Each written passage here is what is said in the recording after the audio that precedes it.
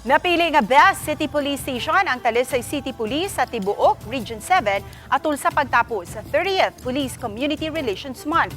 Tungod niini, sila ang murepresentar sa tigi sa ubang City Police Station sa ubang mga rehiyon sa Tibuok Nasud. Sila usab ang nakakuha sa Outstanding Police Community Affairs and Development o PCAD sa Tibuok Rehiyon.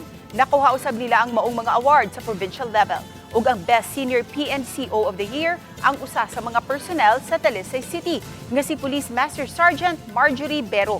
Ug special award alang kag Cyril Velasco, ang Pangulo sa Talisay City Advisory Council.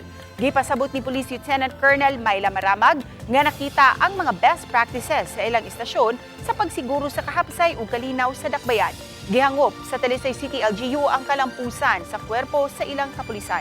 Mudugang kini sa kumpiyansa sa mga talisaynod ug sa mga negosyante nga gustong mo invest sa dakbayan. Garbo, pero we don't stop here. This is a challenge to us na dapat paninduton pag yun nato ang ato ang kanang serbisyo. Usa nakapahatag og dakong kumpiyansa sa atong mga stakeholders o sa atong mga business sector nga secure sila sa atong syudad sa Talisay.